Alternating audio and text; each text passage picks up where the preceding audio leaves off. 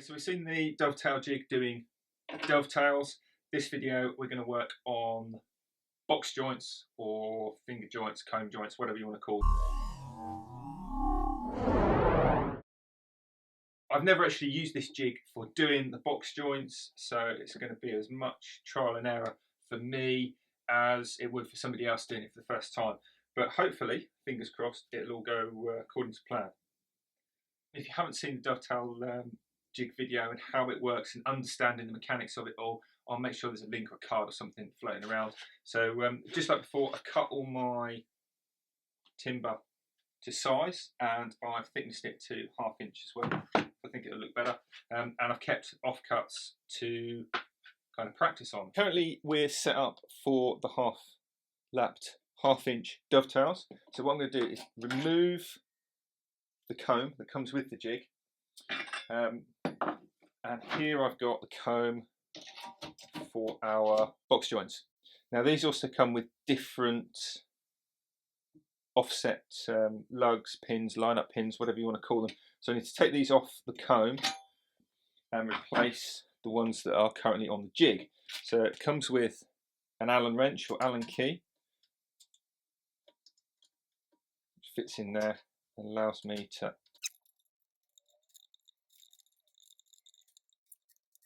So with the line-up pins removed, next thing I'm going to do, so they don't get lost, I'm actually going to fix them back onto the comb.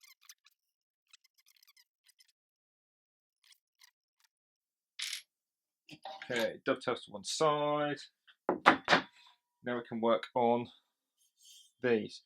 Now on the front of the jig, there's actually 2 holes.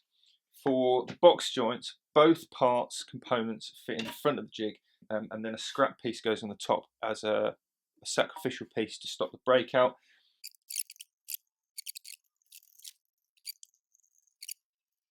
That'll give us our line up for our first piece, and then this will give us our overlap for the second piece, and then they're offset by the required amount. That's my line-up pins squared away. Put our clamp bar back in.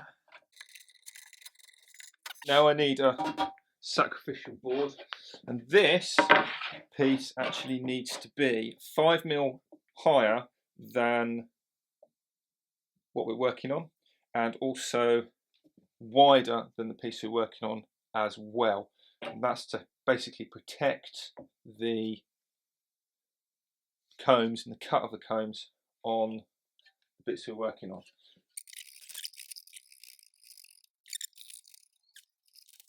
Parts to go in, get overlapped, and now I'm going to make sure that they're flush.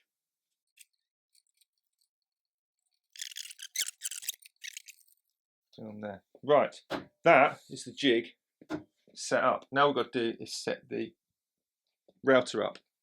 Just as with the dovetail jig, we have a guide bush. It's actually the same diameter guide bush at 15.8mm, but the spigot, the bit that actually pokes up or down, fits between the combs, is only 4mm long, whereas the one for the dovetail jig is actually a little bit longer, and that's because with the dovetail jig there is a packing piece, and the reason we have this slightly thicker and this raised up is so that we don't carve into our jig body. We don't want to do that, so that ensures that, because we're only going 13mm deep on here, this is 18mm, that gives us 5mm clearance before we hit and basically start carving up the metal, which you don't really want to do.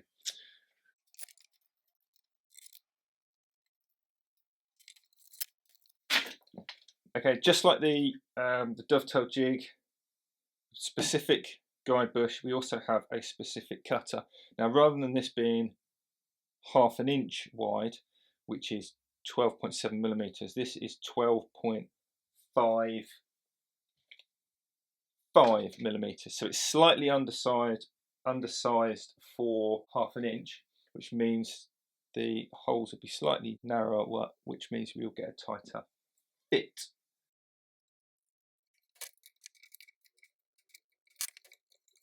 Plenty of travel on there. Now what I'm going to do is, to work out my depth of cut, I'm going to zero my cutter, and then I'm actually going to cut a little bit more than ½ an inch deep. I'm going to go for 13 and a bit millimeters. So that's currently on there. Router set, and now our jig set. We'll make our first test cut. Working left to right, don't need to make the back cut. We can just basically follow the template in and out. And I'm going to bias on the left hand side of each of these fingers. So I'm going to hit the guide bush on the left, up, come back down, find the next one and use the left, rather than go up and back down, which will give me just a slightly wider, potentially loose fit. We don't want that. So mask, goggles, all that's good stuff, and then we can crack on.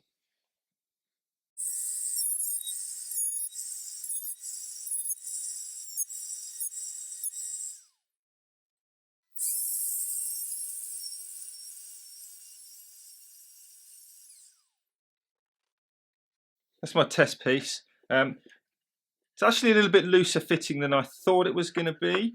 That might be because I did 2 passes. I don't know. The ease at which it went through this ½ inch material, I think actually I'm going to do the next one in 1 pass. But even with it being just that little bit looser, I'm not really that concerned that it's not going to be strong enough for the application. And actually, if you don't like dovetail jigs, get it with the box comb. And I reckon I don't think I'm ever going to do box joints on anything but this ever again at the moment. So we'll see how we get on doing it in 1 pass. Let me just use the other end of the board. In fact, no, sod it. Let's just be bold.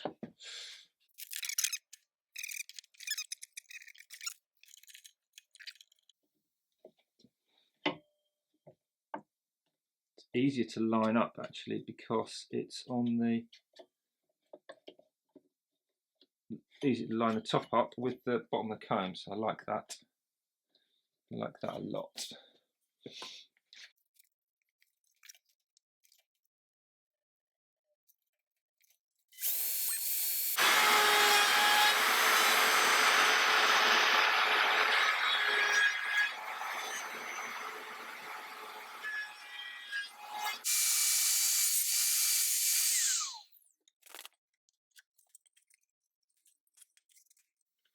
That's definitely a slightly tighter fit. I just dropped the depth of cut ever so slightly, so I'll make sure that these fingers actually do protrude out. They can be sanded off.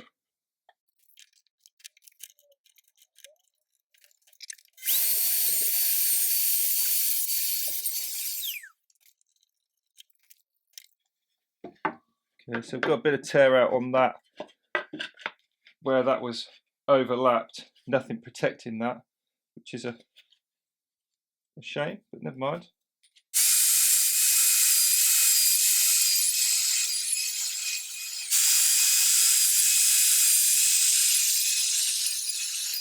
On my test piece, I didn't get any breakout at all on my joints, and I cut about 2/3 and then the last third. So I think that's the payoff. I don't think this is any tighter than that one, so I would be inclined smaller passes, because on every corner where these weren't supported, and you can't really help that because the parts are obviously staggered, there's nothing to support it, broken on the corner, but you know, not a major drama. Yeah, at least it's a box, and it's really quick as well. Really quick. Much quicker than I was expecting. So yeah.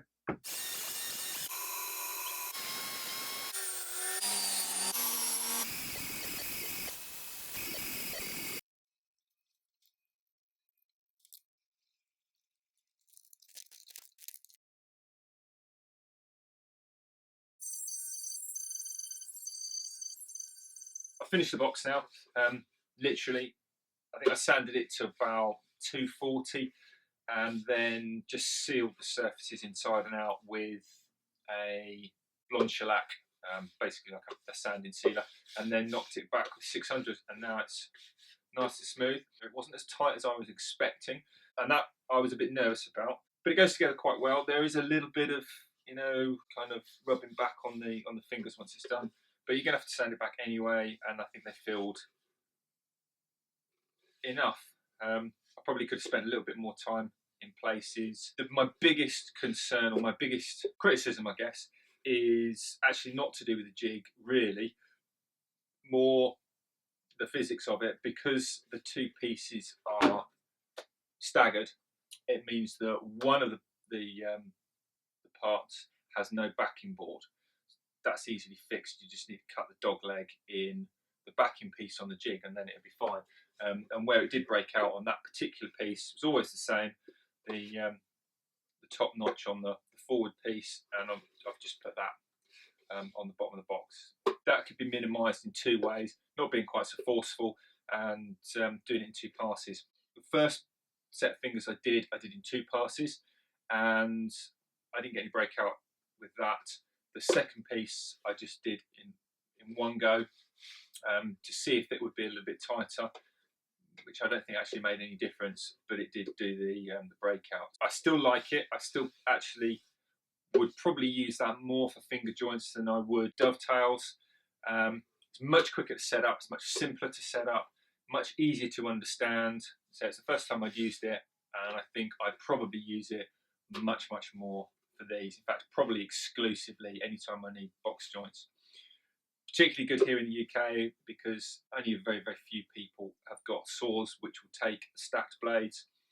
Obviously, a saw blade cutting it, the direction of the blade is more convenient for cutting the fingers than a router going the other way, but it works perfectly. They're nice and clean, tight enough, and really quick. Really impressed how quick it was. So yeah, this is going off to, actually it's going to be for my dad, for him to store model buses in between shows, and yeah, I think he'll be pleased with that.